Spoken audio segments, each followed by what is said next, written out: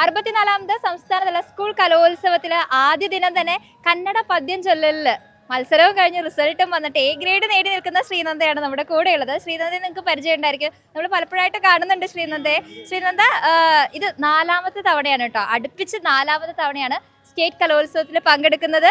അപ്പോൾ കന്നഡ പദ്യം ചൊല്ലലും കഴിഞ്ഞ് നമ്മളിങ്ങനെ ഒരു ഹാപ്പി ആയിട്ട് നിൽക്കുകയാണല്ലേ? അതെ. എങ്ങനെയുണ്ടായിരുന്നു ഇത്തവണത്തെ കലോത്സവ എക്സ്പീരിയൻസ്?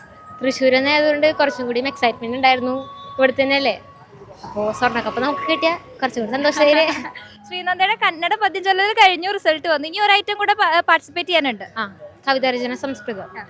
അതെന്നാ വരുന്നേ? 17-ാം തീയതി. എങ്ങനെയുണ്ടായിരുന്നു ഇത്തവണത്തെ മത്സരം? നന്നായിട്ട് എല്ലാവരും നന്നായി ചൊല്ലിണ്ടായിരുന്നു. എ ഗ്രേഡ് കിട്ടി, സന്തോഷമുണ്ട്. പ്രതീക്ഷ ഉണ്ടായിരുന്നോ എ ഗ്രേഡ് ഉണ്ടാവുമെന്ന്? കുറേ പേര് ചോദിച്ചു, കന്നഡ അറിയുമെന്നൊക്കെ ചോദിച്ചു. അപ്പോൾ എല്ലാവർക്കും ഉച്ചാരം നല്ലതുണ്ടെന്ന് പറഞ്ഞു. എന്തായാലും നമ്മള് മുൻപ് കേട്ടിട്ടുണ്ട്, എന്നാലും ഇപ്പൊ റിസൾട്ട് വന്ന് നിൽക്കുന്ന ആ ഒരു സന്തോഷത്തില് രണ്ടുപേരും പാടിയാലോ? ಕುಮಾರವ್ಯಾಸನ ಕರ್ನಾಟಕ ಭಾರತ ಕಥಾಮಂಜರಿಯಿಂದ ಆಯ್ದ ದ್ರೌಪದಿ ವಸ್ತ್ರಾಭರಣದ ಕೆಲವು ಹಾಡುಗಳನ್ನು ಹಾಡಲಿರುವೆನು.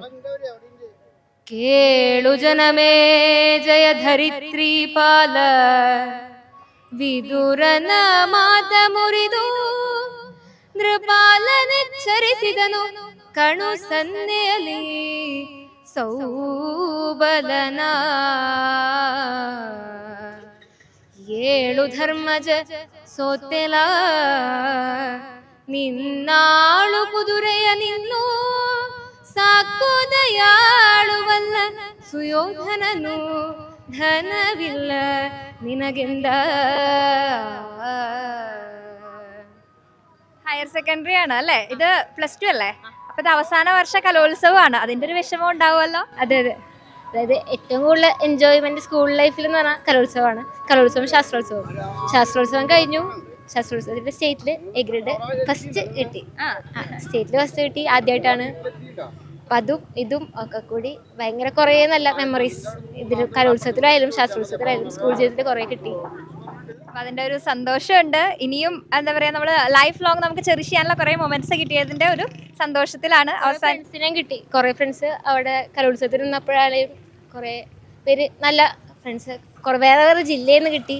അങ്ങനെ അപ്പൊ അതിന്റെയൊക്കെ ഒരു കലോത്സവം ശരിക്കും അങ്ങോട്ട് എൻജോയ് ചെയ്ത ഒരാളാണ് ശ്രീനന്ദ. അപ്പൊ എന്തായാലും ശ്രീനന്ദയുടെ അവസാന കലോത്സവമാണ്. ഇനി നമുക്ക് ലൈഫിൽ വേറെ ഇതുപോലുള്ള ഒരുപാട് അവസരങ്ങൾ ഉണ്ടാവട്ടെ.